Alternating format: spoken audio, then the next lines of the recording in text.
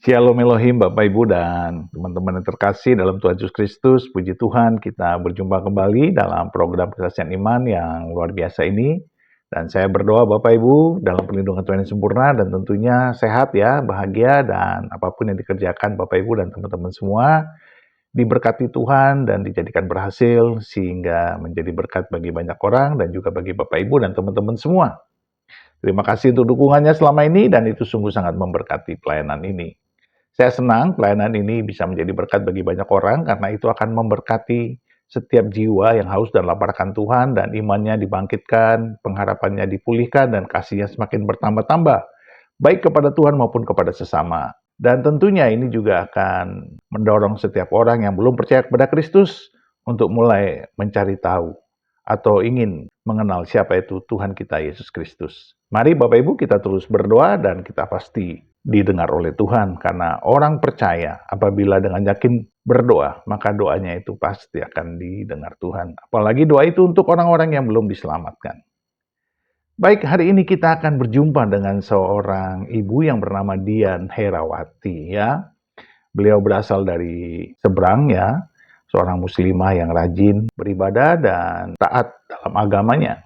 Tetapi beliau mengalami kehidupan yang sulit, sangat menderita dan tidak diurus oleh ayahnya sendiri. Tidak disekolahkan dan tidak dipedulikan.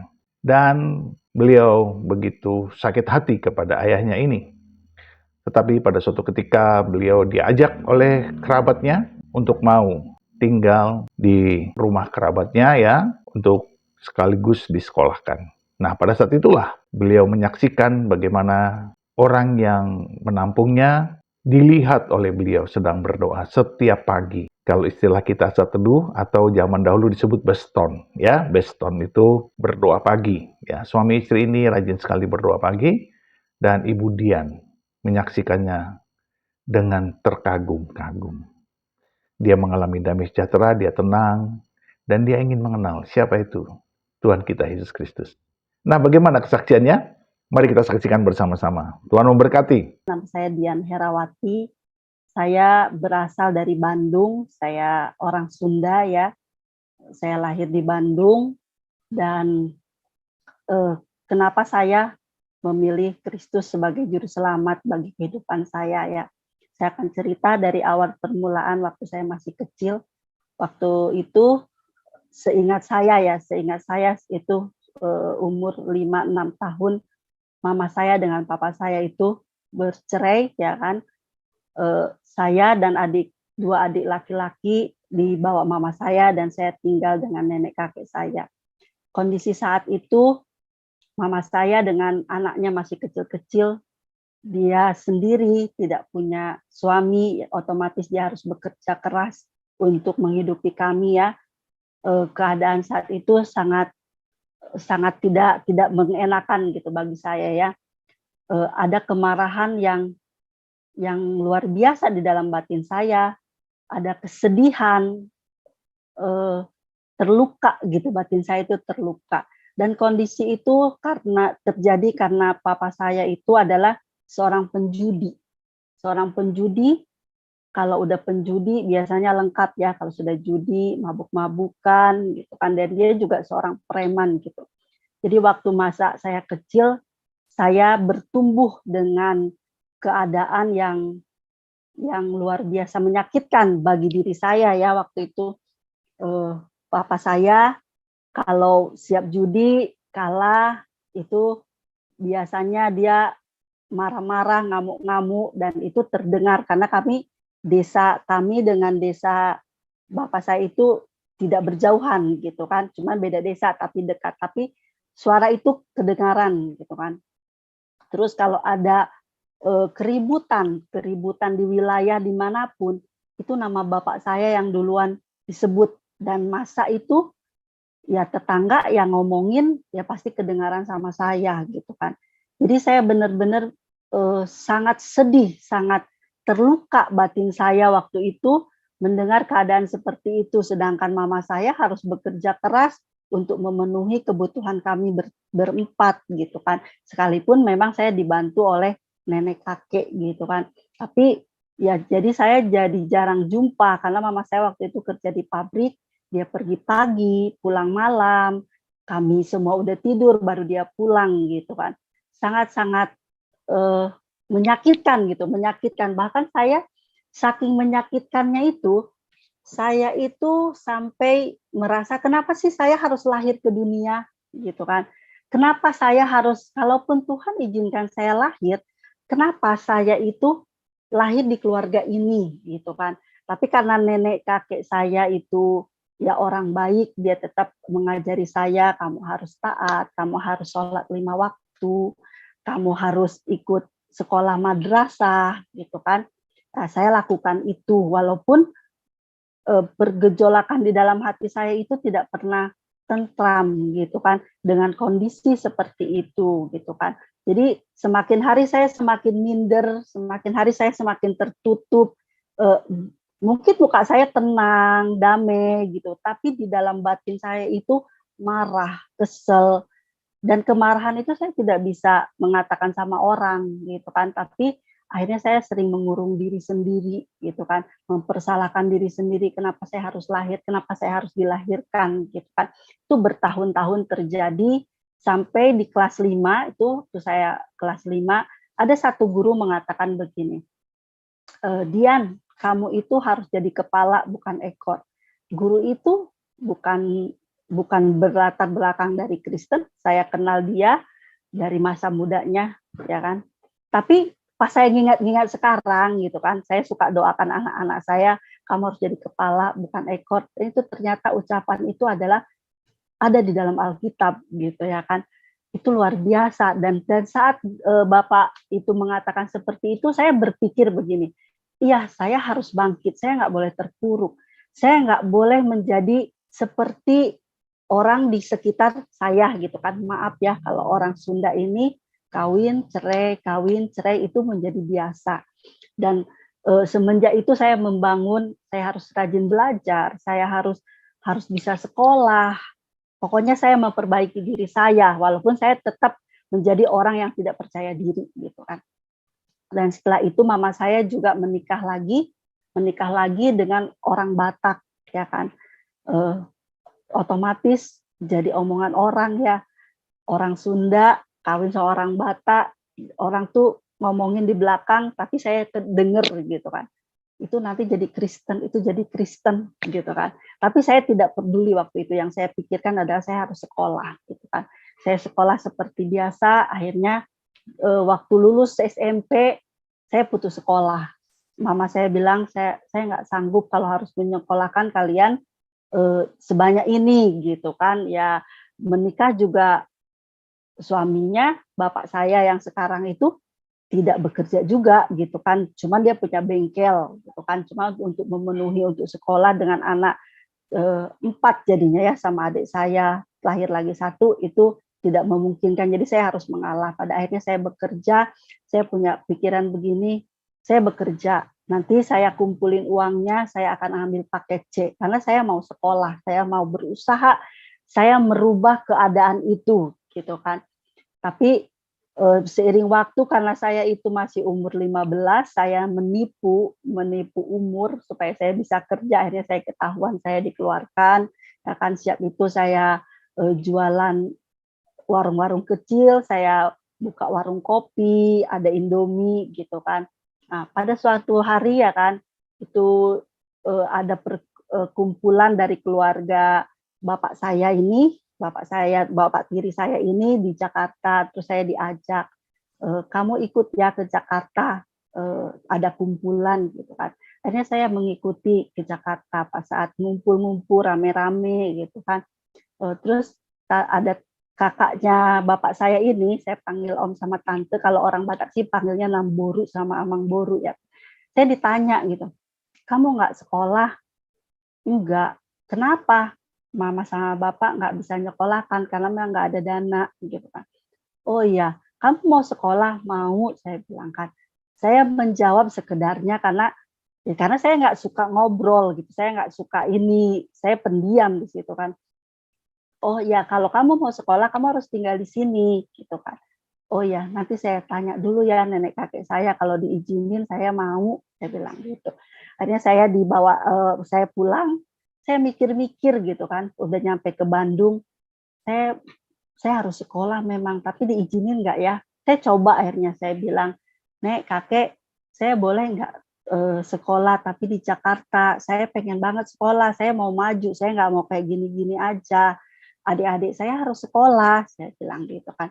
Akhirnya, "Ya udah kalau itu cita-cita kamu," saya dibekelin, saya bilang sama mama saya, "Mah, anterin saya lagi ke rumah om sama tante, saya mau sekolah." Mereka tanya, "Yakin kamu mau di situ? Sekolah bukan sebentar loh, 3 tahun." "Iya, nggak apa-apa, apapun resikonya saya akan tanggung," saya bilang.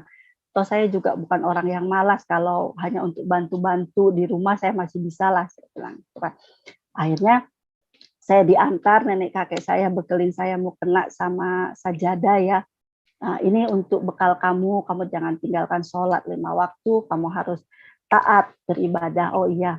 Nah, saya nyampe ke Jakarta, saya dapat, mereka menyambut saya dengan sukacita ya, dengan sukacita, terus mereka katakan, "Ini kamar kamu, kalau kamu mau ibadah, mau sholat, ini, kiblatnya," gitu kan. Dikasih arahan, karena kan ya saya nggak tahu tuh kiblatnya di mana, tapi mereka kasih arahan, "Ini kiblatnya, dan di belakang rumah itu ada masjid. Kalau kamu mau, eee, ngaji atau apa, atau pengajian silahkan." Jadi saya diberi kebebasan, ya kan. Bukannya saya masuk ke situ saya disuruh jadi Kristen, enggak sama sekali, tapi saya dikasih kebebasan untuk beribadah, gitu kan. Saya mulai di situ, saya datang ke situ Januari, kan nggak ada masuk sekolah Januari ya, jadi saya harus beradaptasi dulu di situ gitu kan, sampai waktunya sekolah yaitu bulan Juli. Nah, saat, hari pertama saya biasa masih masih seperti biasalah, saya masih beribadah, masih rajin gitu kan, dan saya membantu juga orang-orang yang ada di rumah situ gitu kan. Tapi, pas pagi-pagi itu kan saya sholat 4:30 ya, 4:30 saya sholat, saya bangun, siap sholat, sholat kan berapa menit lah, nggak sampai seberapa lama. Saya turun ke bawah ya kan, baru saya dengarkan, eee, om sama tante saya itu lagi saat teduh gitu kan. Mereka sedang nyanyi, ya kan, saya dengerin gitu kan. Biasa aja pertama kali ya kan. Baru besoknya begitu lagi. Tapi kok batin saya yang biasanya batin saya itu kan terus marah gitu kan. Nggak tahu saya juga kenapa saya ini marah terus gitu kan. Pokoknya kayak menolak diri saya sendiri gitu kan. Jadi, tapi ini kok pas denger lagu-lagunya gitu kan, kok enak banget ya, kok kok beda gitu kan. Semakin hari saya semakin ketagihan. Mereka berdoa, saya duduk di kursi gitu, ada depan pintu kamarnya itu kursi. Saya dengerin mereka berdoa dan saya juga, karena saya pendiam, berarti kan saya menilai menilai orang gitu kan. Saya menilai om sama tante ini kan ada sesuatu kekurangan dari diri mereka, dari rumah tangga mereka, tapi mereka itu sama kami yang luar biasa, mengasihi gitu kan. Mengasihinya enggak pura-pura gitu kan. Terus saya pribadi, saya itu dianggap seperti anaknya sendiri, tidak dibeda-bedakan gitu kan, dari segi apapun gitu kan, mau dari segi makanan, dari segi, baju apa, shopping, belanja-belanja, mereka belanja saya dibelanjain gitu kan. Jadi tidak ada perbedaan dan saya pikir, "Kok beda ya? Kok nggak sama tetangga-tetangga saya yang suka ngomongin mama saya, yang suka, menghakimi," gitu kan. Nah, di situ saya semakin tertarik, kenapa dia berbeda, ya kan. Semakin tertarik dan setiap pagi mereka doa, saya duduk di situ. Tapi setiap saya siap sholat, saya tetap duduk di situ. Pada akhirnya saya tanya saat, makan siang gitu kan, ini hari Sabtu, kami ngumpul makan siang bersama. Saya tanya gini, "Om, Tante, saya boleh ikut ke gereja?" Gitu kan.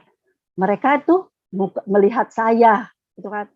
Mungkin dalam hatinya bertanya-tanya, "Kenapa nih anak?" Gitu kan. Biasanya rajin sholat, kok tiba-tiba minta ke gereja, gitu kan. Akhirnya, mereka bilang, "Boleh, kenapa tidak?"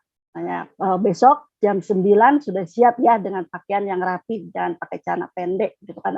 Karena saya itu selalu pakai celana pendek, gitu kan. "Iya," saya bilang kan. Akhirnya saya ke gereja.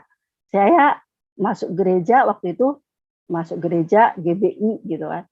Saya melihat pelanga-pelongo, saya liatin, oh kayak gini ya di gereja itu nyanyi-nyanyi gitu kan. Terus saya dengerin khotbahnya luar biasa gitu kan. Oh, seperti ini ya di gereja. Akhirnya saya pulang seperti biasa saya tetap sholat juga gitu kan. Lama-kelamaan kok saya menjadi apa ya, menjadi nggak enak gitu kan. Saya ke gereja, saya jadi sering ikut ke gereja,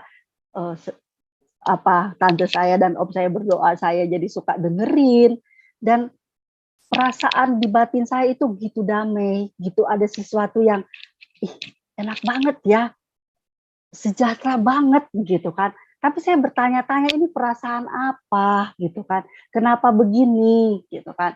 Akhirnya saya tanya-tanya gini, "Om, Tante, kalau saya jadi ikut Kristen, apa syaratnya dan bagaimana caranya?" Mereka bingung ya kan, makin bingung. Akhirnya mereka bilang gini, "Kamu tanya mama kamu deh sama bapak kamu dulu, nanti kami disalahkan, kamu kan dititipin di sini, awalnya beda keyakinannya, tiba-tiba kamu sering ikut ke gereja, terus sekarang kamu mau ikut Kristus," gitu kan. Akhirnya ya udah saya telepon mama saya.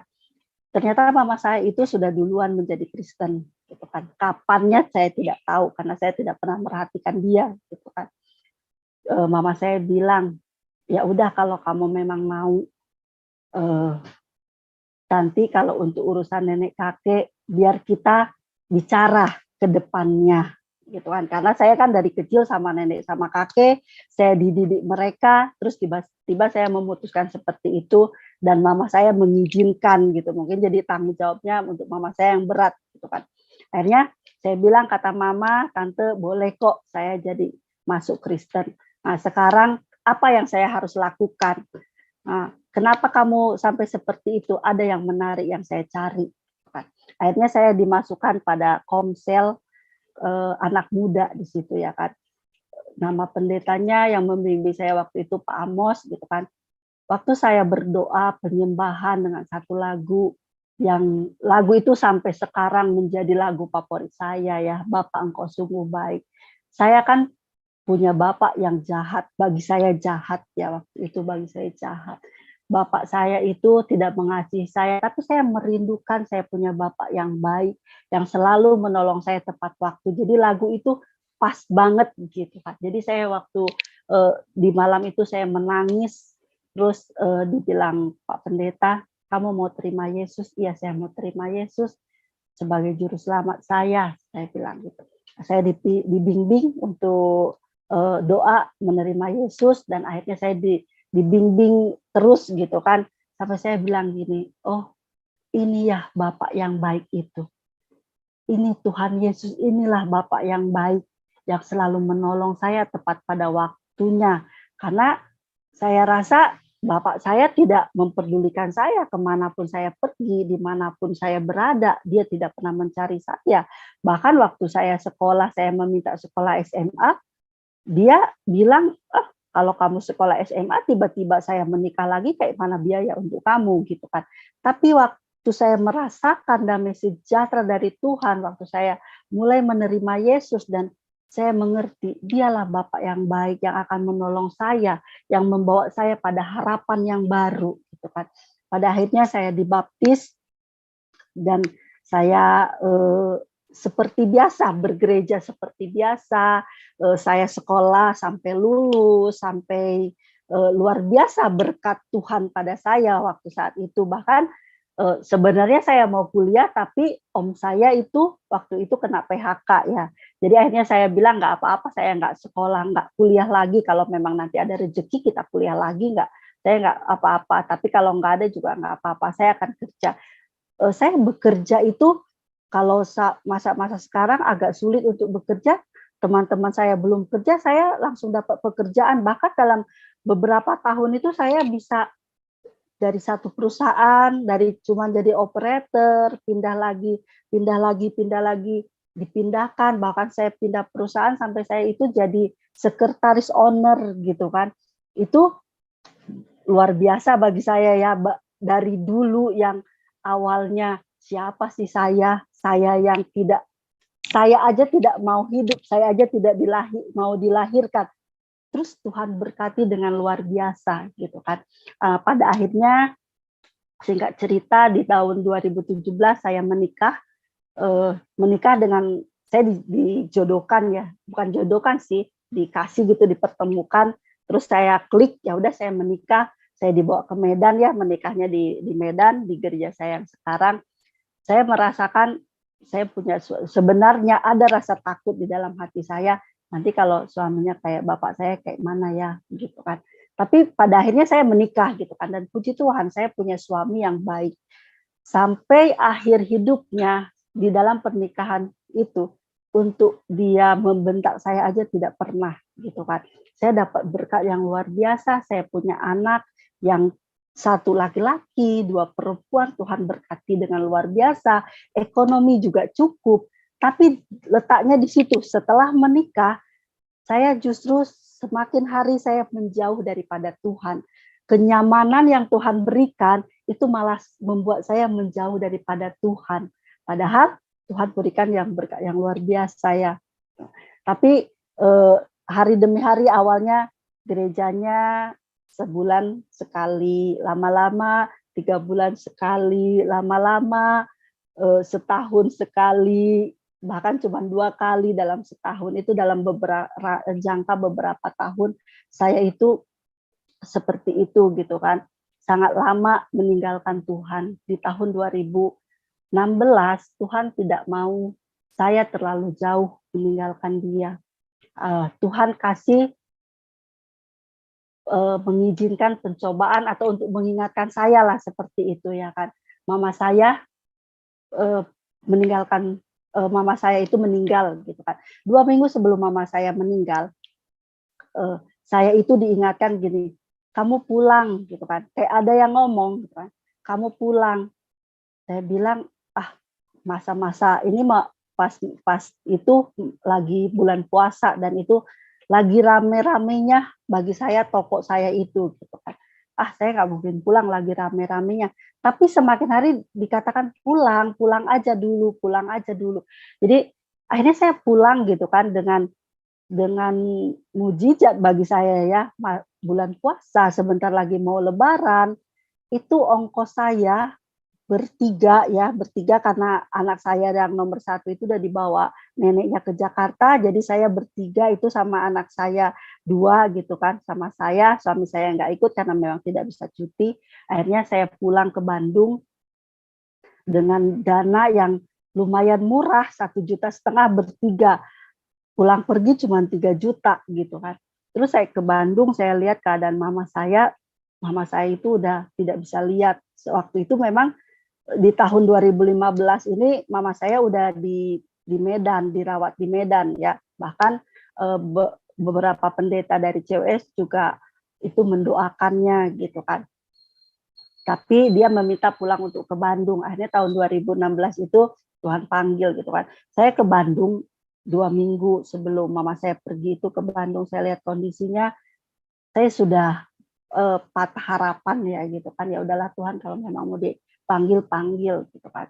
Saya tidak mengetahui banyak waktu itu. Tapi waktu siap Lebaran, 2 hari setelah Lebaran, mama saya itu lemas, nggak ada tenaga. Akhirnya saya bawa ke rumah sakit dan langsung masuk ICU.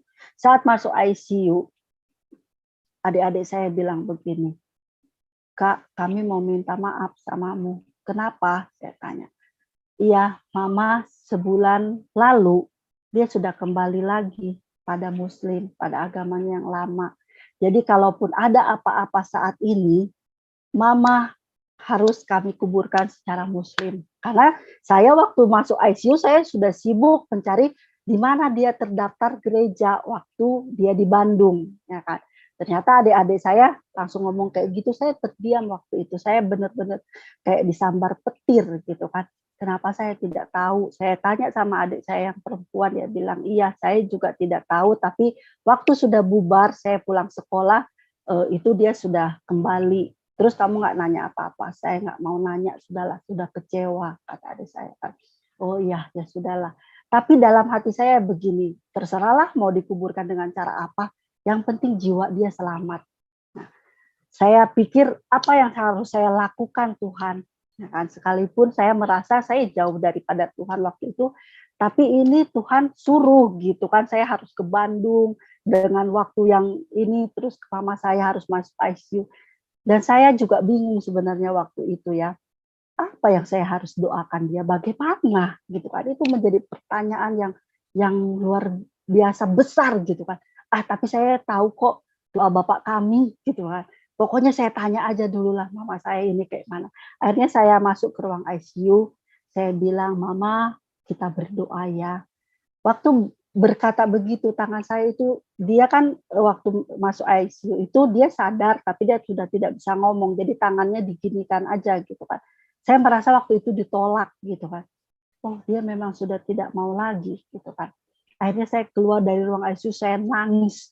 Saya nangis, nangis-nangisnya, baru saya telepon, waktu itu bapak tiri saya itu sedang merantau di Bali. Saya nggak berani telepon dia karena dia pasti ngamuk. Bapak tiri saya juga perwatakannya suka marah-marah, jadi saya nggak terlalu gimana gitu kan. Akhirnya saya telepon tante sama om saya ceritakan bagaimana saya harus lakukan. Mereka katakan, kamu nggak boleh sedih, banyak orang yang terpanggil, sedikit yang terpilih. Mungkin mama kamu dipanggil hanya untuk perantara untuk kamu, supaya kamu bisa masuk. Bagaimana mengiringnya kamu bisa masuk yang melalui saya dan mama kamu. Saya terdiam. Kalau saya selamat, ternyata mama saya nggak selamat. Itu suatu kebedihan yang luar biasa, ya kan. Akhirnya saya serahkan semua itu pada keluarga, pada paman saya, pada tante saya yang ada di Bandung. Saya bilang ya kalau memang begitu ceritanya, saya akan belajar ikhlas. Silakan, saya tidak akan menunggu mama sampai pergi, tapi kalau memang saya sudah ke Medan, nanti mama dipanggil beberapa bulan lagi saya akan datang. Tapi kalau saat ini juga saya tidak akan datang karena saya kan sebentar lagi harus pulang ke Medan, saya bilang gitu kan. Akhirnya waktu itu saya pulang ke Jakarta karena anak-anak juga sudah dibawa mertua saya ke Jakarta, ya kan. Pada waktu turun dari bis gitu kan, dada saya begitu sakit. Saya bilang, saya langsung ingat mama saya, mama mau pergi ya. Mama nggak usah takut untuk adik-adik, karena adik saya satu masih kuliah, satu lagi masih SMA, yang satu lagi kerja nggak kerja gitu kan. Tanggung jawab mama saya ambil, saya bilang kalau mama mau pergi silakan. Saya ikhlas, sudah ada saya kayak ditarik gitu kan. 5 menit lagi adik saya telepon mama sudah pergi, akhirnya saya harus balik lagi ke Bandung. Tapi saya bilang karena saya baru nyampe itu jam 7 malam, saya besok subuh aja saya balik lagi ke sana. Toh saya juga tidak diperlukan lagi di sana, untuk apa saya bilang kan. Ya tapi kan ini terakhir teh gitu kan. Iya saya akan datang pasti. Kan. Tunggu aja jangan langsung dikubur ya, karena mereka kan langsung cepat penguburannya kan. Setelah itu pagi-pagi kami sekeluarga semua pergi ya ke sana ya kan, ke Bandung. Terus saya datang itu sudah siap disolatkan gitu kan. Udah di masjid dan saya dipersilakan, boleh kok masuk ke masjid gitu kan. Saya masuk, saya lihat mama saya nangis di situ. Saya nangisnya, saya tuh agak susah memang untuk keluar air mata ya. Saya menangis di dalam hati, saya berkata gini, seandainya mah 100 orang saya harus melakukan penginjilan, saya akan lakukan, yang penting mama selamat. Tapi saya tahu pengajaran yang sekarang tidak bisa menyelamatkan, tidak ada hubungannya orang hidup sama orang mati. Tapi saya harus kuat, saya harus ikut Kristus dengan kuat sampai menang. Saya katakan begitu. Penguburan selesai semua, saya pulang ke Jakarta. Akhirnya 1 hari besoknya pagi saya pulang ke Medan. Saya kesedihan itu membuat saya gila kerja, bukan langsung cari Tuhan gitu kan. Saya semakin toko itu diisi barang dengan banyak supaya saya tidak sampai memikirkan mama saya, tidak memikirkan kesedihan, tapi sebenarnya saya kayak linglung, saya kayak stres gitu kan. Tapi saya tutupin semua itu. Saya sering nangis sendiri, sering apa, sampai tapi kerja terus kerja. Pada waktu itu mama saya itu meninggal itu di bulan 7 ya, di bulan 7. Nah, di bulan 10 saya mengalami mimpi ya. Mimpi itu datang gitu kan. Saya itu ada di suatu tempat, saya melihat itu ada arwah-arwah gitu kan.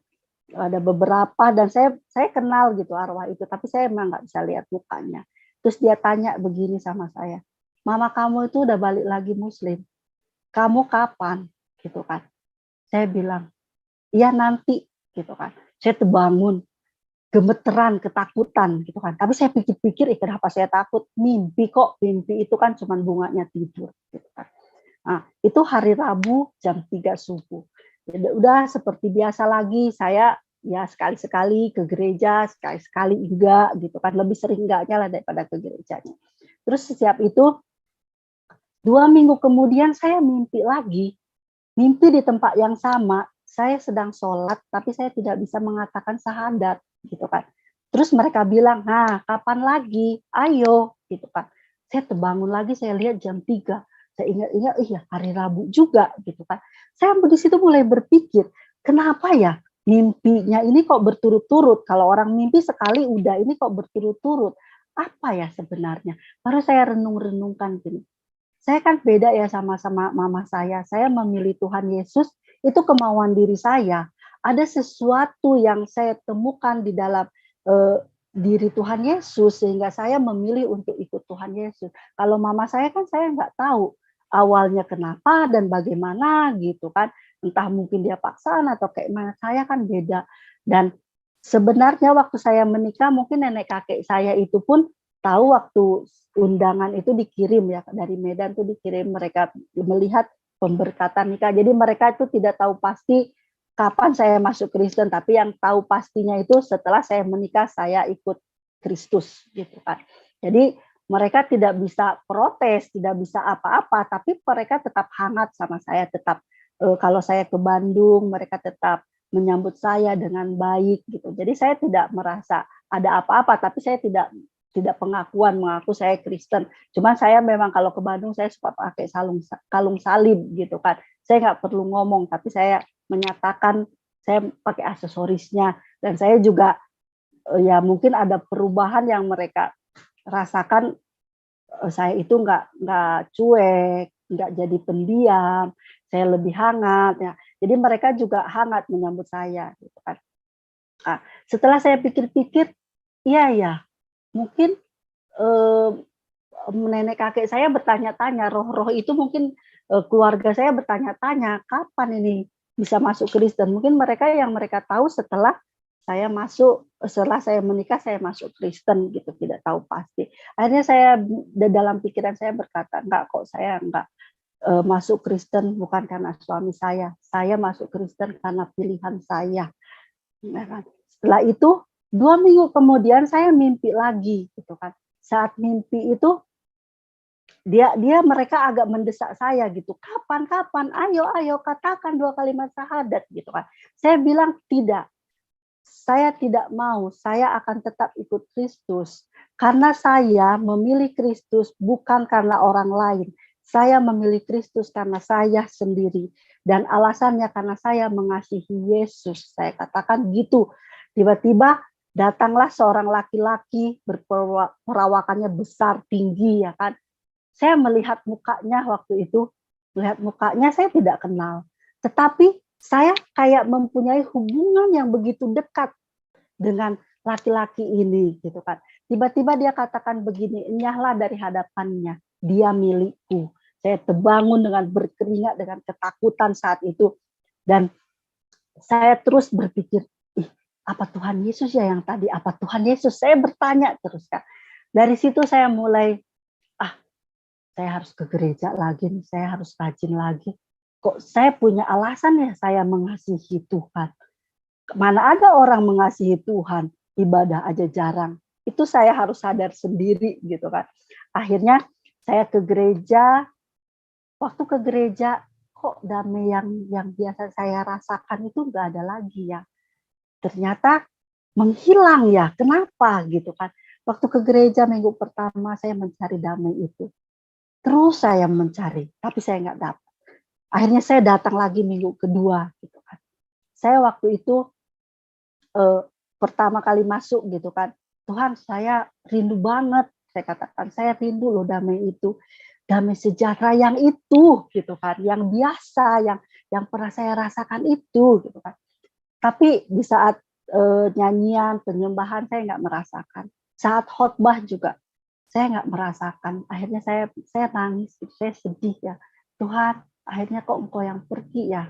Aku sekarang kembali loh Tuhan. Terus pas saat itu kan kalau siap khotbah itu kan ada nyanyi, ada doa pendeta.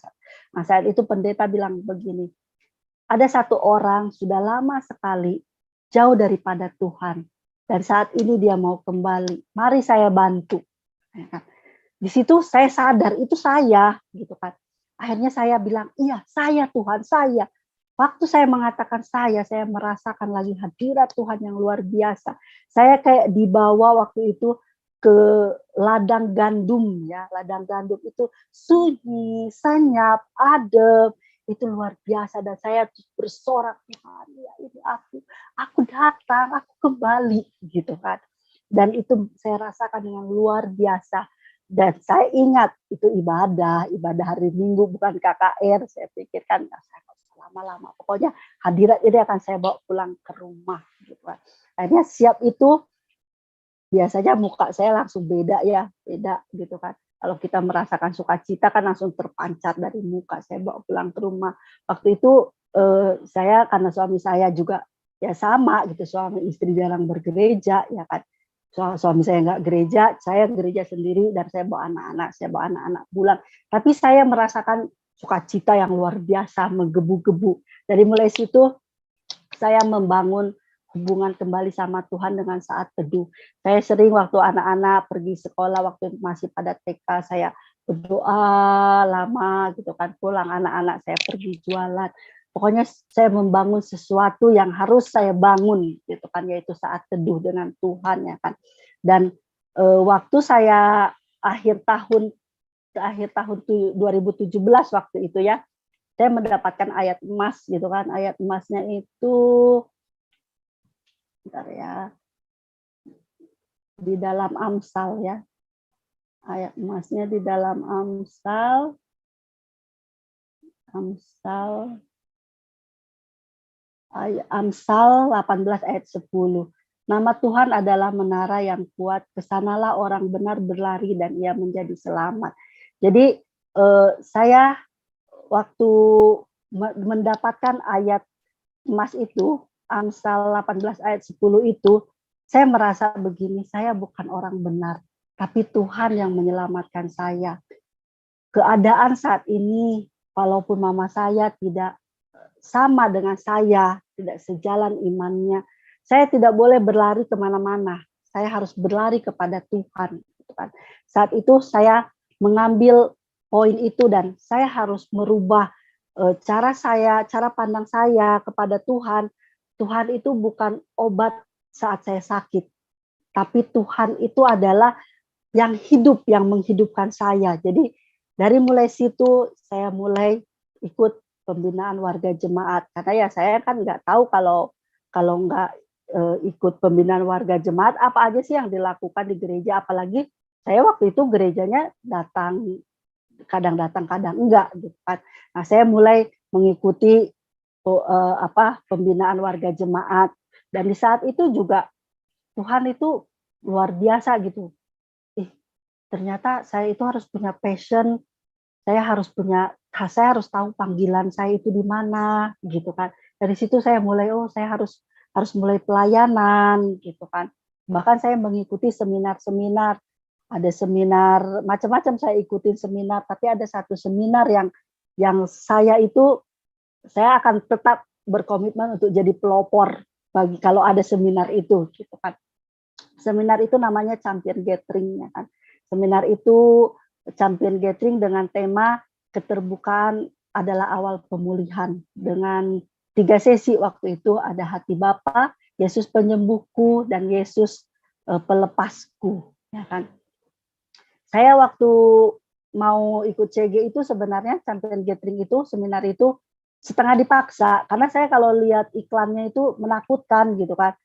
Kayak saya di dalam itu gitu kan. Jadi saya takut gitu kan. Waktu ada tamparan, ada penolakan, ada apa kayak melihat itu pribadi saya gitu kan. Saya pernah diperlakukan seperti ini gitu kan.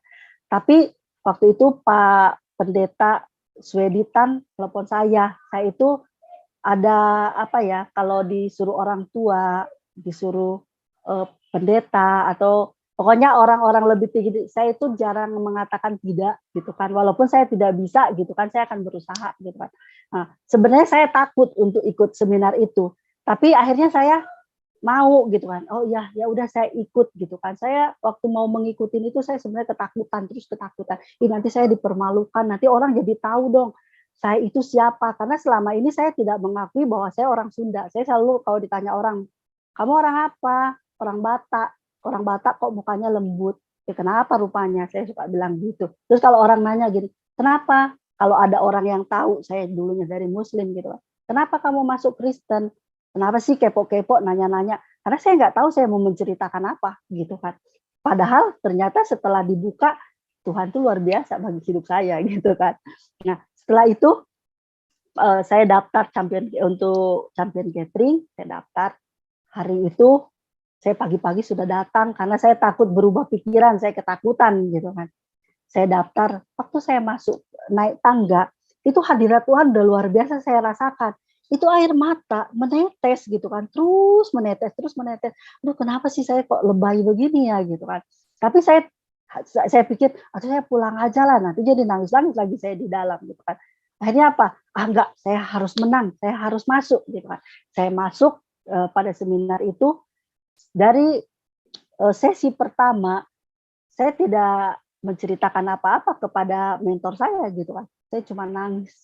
Dari mulai sesi hati Bapak, dengan gambaran Bapak yang gimana-gimana itu gambaran Bapak saya banget gitu kan.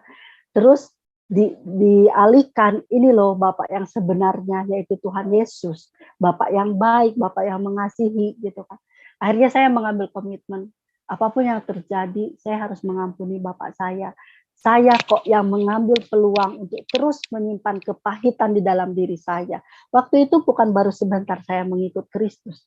Itu sudah 17 tahun saya mengikut Kristus, tapi kepahitan, kemarahan dalam diri saya masih tersimpan walaupun tidak bergejolak, tapi masih tersimpan di dalam hati ya. Tapi saat itu saya putuskan saya harus mengampuni apapun yang dilakukannya. Saat itu saya nangis, saya nangis gitu, nangis. Tuhan, saya ampuni papa saya ampuni mama saya ampuni semua orang yang menceritakan keburukan gitu kan. Saya ampuni, saya minta ampun Tuhan ampuni karena saya membuka peluang untuk saya hidup seperti itu. Nah, dan sesudah itu masuk ke sesi 2. Sesi 2 adalah Yesus penyembuhku. Saat itu kan saya tahu batin saya sakit, saya tahu batin saya itu perih gitu kan. Bahkan saya membayangkan kepahitan itu seperti pohon beringin. Pohon beringin itu kan tumbuh ke atas akarnya merusak semua yang ada gitu kan. Itu saya bayangkan, saya tahu itu salah, tapi saya kan nggak tahu selama ini kayak mana caranya untuk melepaskan itu gitu kan. Pada akhirnya waktu saat sesi Yesus penyembuhku saat Artalkon saya bilang, Tuhan bagian ini sakit, saya tidak mau menyimpan ini rasa sakit ini. Saya mau Engkau lepaskan ini dari diri saya. Tiba-tiba waktu itu dada saya itu sakit banget kayak ada yang mencabut gitu kan. Yang saya tidak bisa menahannya. Saya tahu saya pingsan karena pas saya bangun saya udah di lantai ya kan, saya pelangap, yang pingsan saya aja apa banyak ya gitu kan, ada rasa malu gitu kan. Tapi pas saya tengok, banyak kok yang pingsan nggak apa-apa gitu kan. Tapi setelah itu yang saya rasakan plong dada saya, nggak ada lagi rasa sakit itu, ada yang beda lagi, lebih dari sukacita yang pertama saya rasakan, ini lebih lagi full power banget gitu ya kan. Setelah itu saya semakin hari saya mulai semakin melayani ya kan, ikut pelayanan ini dan bahkan saya menjadi mentor di champion gathering ini ya kan.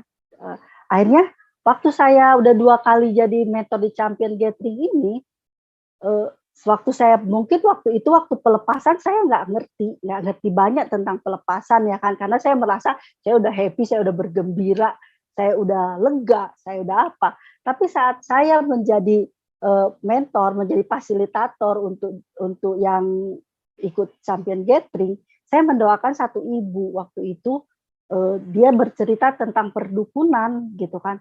Waktu itu saya merasa kok kayak ada sesuatu yang menolak waktu saya berdoa ya. Kamu mendoakan ibu orang kamu juga masih menyimpan sesuatu, kok kayak ada bicara begitu. Jadi saya ketakutan waktu mendoakannya gitu kan.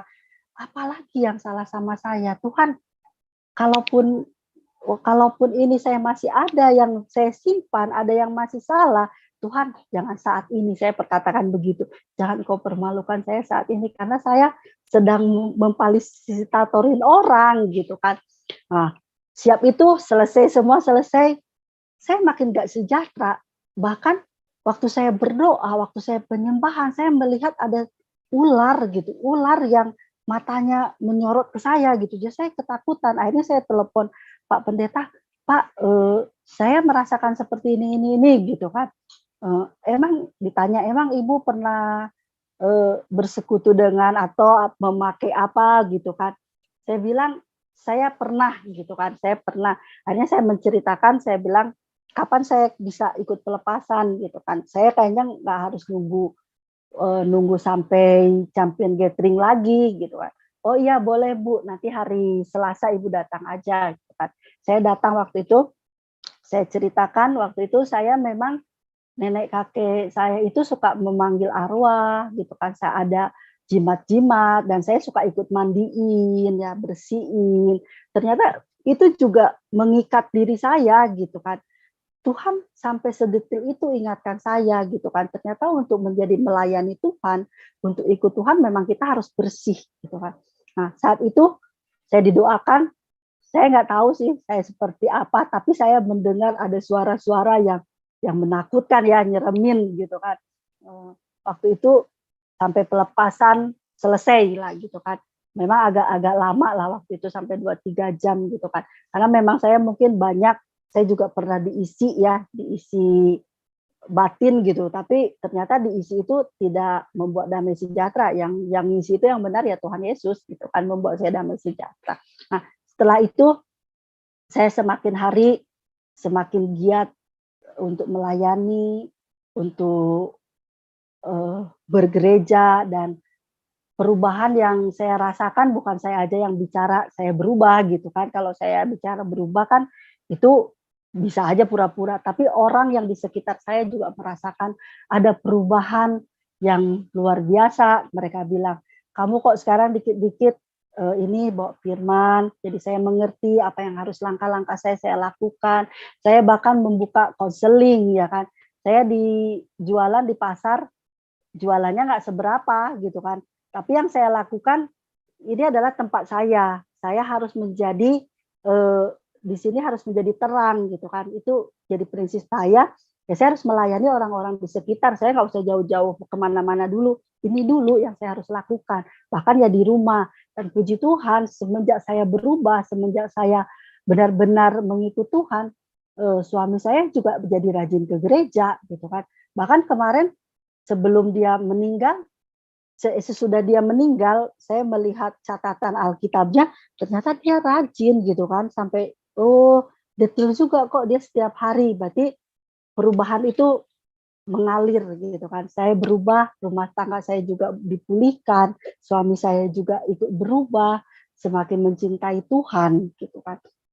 Tapi di saat itu setelah semuanya saya lakukan, ternyata iblis juga nggak gitu senang ya untuk dengan perubahan-perubahan orang percaya itu. Iblis nggak senang. Saya masuk ke dalam proses yang luar biasa gitu kan. Saya masuk proses yang pertama, iblis itu tahu kelemahan saya apa. Kelemahan saya ya dengan basic saya hidup susah dari kecil. Kelemahan saya itu adalah uang gitu kan. Nah, dengan pekerjaan suami saya digoncang, dengan usaha saya digoncang, dan sampai akhirnya memang dengan datangnya pandemi, kami itu banyak banyak yang harus kami jual gitu ya, terutama perhiasan gitu kan. Tapi saya di situ belajar, saya tahu ini kerjaannya iblis. Ini kan dia mau saya tidak mau supaya saya nggak gereja nih hari Minggu, harusnya saya hari Minggu ke gereja, saya harus jualan nih supaya laku gitu kan. Biasanya kan hari Minggu kan rame gitu kan. Justru saya hari Minggu nggak mau jualan gitu kan. Saya siap ibadah, saya ajak anak-anak bermain gitu kan. Ini maunya iblis. Jadi saya di situ sadar, ini iblis tuh tahu kelemahan saya di sini. Jadi saya nggak mau dipergunakan untuk iblis. Jadi tetap saya walaupun apa adanya, keadaannya seperti itu, ya hutang-hutang juga banyak gitu kan. Saya belajar di situ. Saya nggak mau meninggalkan Tuhan gitu kan. Saya tetap bergereja, ya kan, tetap saat teduh gitu kan. Setelah itu harusnya biasanya kalau rumah tangga itu kalau uang semakin berkurang kan ribut ya, istri berantem aja ini. Ini enggak, saya sama suami saya semakin rukun. Semakin satu visi, semakin satu misi gitu kan. Gak apa-apa dengan apa adanya, dengan keadaan seperti ini, malah saya melihat Tuhan luar biasa dengan tidak pernah terlambat setiap pertolongannya yang harusnya bayar ini tanggal sekian. Saya cuma bilang, Tuhan, kayak mana? Saya nggak punya ini loh, saya nggak ada untuk ini loh. Di situ Tuhan dengan cara yang ajaib memberkati saya gitu kan. Dengan ya entah siapa Tuhan ini, diberkati dari sini, diberkati dari sini, bahkan jualan online, saya mulai jualan online, ada aja berkat-berkat walaupun tidak banyak tapi cukup. Di situ saya belajar, Tuhan persiapkan. Bahkan di dalam pandemi itu, karena saya kan harus tutup tuh 1 tahun hampir ya, tidak ada buka toko, karena buka toko juga itu akan sia-sia gitu kan, akan rugi dengan ongkos, dengan setiap hari harus keluar kan memang resikonya juga tinggi. Akhirnya saya membuka usaha yang baru gitu kan. Saya jualan makanan ya kan. Dan itu menjadi menopang untuk biaya sehari-hari saya gitu kan. Saya bilang, justru kayak begini saya malah tenang. Tuhan, saya tidak perlu memikirkan ini, memikirkan itu. Saya cuma bilang, Tuhan, sudah waktunya bayar cicilan. Tuhan, sudah waktunya bayar uang sekolah. Saya tidak tahu dari mana, tapi Tuhan berikan dengan luar biasa, gitu kan. Nah, saat itu bisa saya katakan itu bisa saya menangkan, gitu kan, dengan suami saya bisa saya menangkan itu persoalan seperti itu. Dan suami saya berkata begini, kamu harus semakin berakar, kamu harus semakin kuat. Kenapa? Karena saya lihat pelayanan kamu dengan digoncang seperti ini juga kamu nggak berhenti. Mau di Facebook, kamu tetap nulis. Saya suka nulis ya, tetap nulis gitu kan. Bahkan kamu merambat sampai Telegram, kamu masuk ke WA, beribu-ribu orang hanya kamu masukin dengan grup-grup, hanya kamu dengan niat. Suatu saat saya mengatakan firman Tuhan, orang waktu itu mungkin merespon, tapi tidak mengiyakan, tapi firman yang sudah terjatuh itu tidak akan jatuh dengan sia-sia, gitu kan. Tapi saya katakan seperti itu, kamu harus semakin kuat ke bawah, semakin berakat, kamu juga semakin lebat dan semakin buahnya bisa dinikmatin orang. Dia katakan seperti itu. Bahkan ada satu orang yang saya katakan ini kasihan ya, begini-begini, dia dari Muslim juga ini, sama seperti saya. Rumah tangganya begini, ininya begini, ini begini. Ya, kapan kamu ajak dia makan bakso?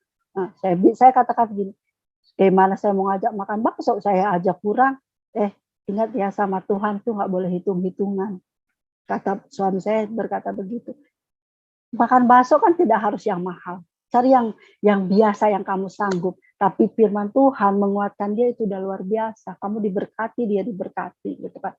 Saya merasa waktu itu ya pelayanan saya mendapat dukungan yang luar biasa, gitu kan. Walaupun suami saya mungkin tidak tertarik untuk melayani di bagian orang gitu. Dia melayaninya ya kayak mempersiapkan. Oh, itu bunga altar kayaknya jelek. Saya yang memberkati bunganya seperti itu. Itu memang suami saya lakukan gitu kan. Atau apa yang dilihat kurang, ini saya memberkatinya ini gitu kan.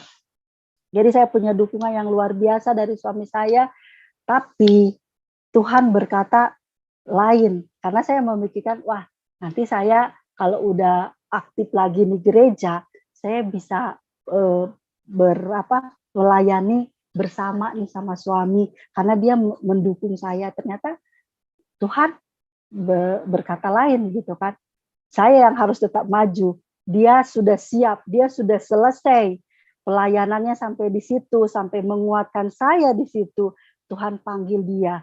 Sebenarnya waktu Tuhan panggil dia di tanggal 22 bulan 10 tahun lalu, saya hampir kecewa banget sama Tuhan. Tuhan, sudah banyak sih sebenarnya, kalau mengatakan sudah banyak malu saya. Saya sudah mau loh melakukan ini, melakukan itu. Secara ekonomi saya juga belum bangkit. Suami saya engkau panggil gitu kan. Anak-anak saya kayak mana masa depannya gitu kan. Saya mengatakan itu. Tapi saat waktu setelah penguburan ya, saya waktu itu mencuci bajunya, mencuci muntah. Suami saya kan sakit paru-paru, jadi dia muntah darah. Saat muntah darah itu saya bilang, kita ke rumah sakit ya. Enggak, dia bilang kan. Saya bilang, panggil Tuhan Yesus, panggil Tuhan Yesus. Ternyata saat menghadapi begitu, saya tidak bisa mendoakan ya, tidak bisa berdoa gitu. Cuma saya bilang, panggil Tuhan Yesus, panggil Tuhan Yesus. Saya panik gitu kan. Dia pegang tangan saya, dia bilang begini, Bapak terima kasih. Dengan tersenyum ya kan, dengan tersenyum. Terus saya pikir pingsan waktu itu, ternyata dia sudah pergi ya kan. Saya bawa ke rumah sakit, dia sudah nggak ada gitu kan. Nah, jadi muntahan darahnya itu saya cuci sendiri. Saya pikir ini nggak boleh kasih ke laundry, saya harus cuci sendiri. Inilah pengabdian saya terakhir untuk dia gitu kan. Saya cuci. Saat saya mencuci bajunya, saya nangis gitu kan. Terus nangis. Terus kayak ada suara begini, bersukacitalah. Terus saya bilang, kayak mana mau sukacita? Mana ada orang meninggal suaminya sukacita? Makin kencang, bersukacitalah. Katakan sekali lagi, bersukacitalah. Saya tahu itu ayatnya di Filipi 4 ayat 4 ya. Terus saya bilang gini, Tuhan sudahlah, jangan bercanda. Saya nggak mau bersukacita. Saya sedih, saya hancur hati saya. Kayak mana saya mau bersukacita? Saya katakan seperti itu. Bersyukur. Apanya yang harus disyukuri? Suami saya itu orangnya baik loh Tuhan. Bukan yang tukang mukul. Kalau tukang mukul mungkin mati suaminya, senang dia. Suami saya suami yang baik, Tuhan yang bertanggung jawab, mengasihi anak-anaknya dengan luar biasa. Saya bilang gitu. Kamu bersyukur melalui cara dia pergi. Baru terlintas ya kan, waktu suami saya pergi itu kan banyak yang datang, dan ada satu ibu namanya Ibu Daniel ya kan. Anaknya Daniel, saya nggak tahu nama aslinya, tapi saya bilang Kak Daniel. Dia diingatkan, cik gitu kan. Saya dibayangkan, coba kamu lihat Kak Daniel. Waktu dia pergi suaminya, dia ada di Medan, suaminya di Samosir. Datang suaminya, keadaannya sudah dingin. Dia tidak tahu bagaimana dia pergi, tapi kamu di dalam tanganmu dia pergi. Kamu harus lebih bersyukur daripada dia. Terus saya diingatkan juga dengan wali kelas murid saya. Di situ meninggal karena memang lagi masa-masa COVID ya. Itu dengan COVID gitu kan. Suami saya dengan sakit paru-paru saya bawa ke rumah sakit, dia tidak dinyatakan COVID. Dengan dia harus saya bawa pulang lagi, diacarakan dengan seperti biasa. Apa kamu tidak mau bersyukur di situ? Tuhan katakan itu, saya menangis.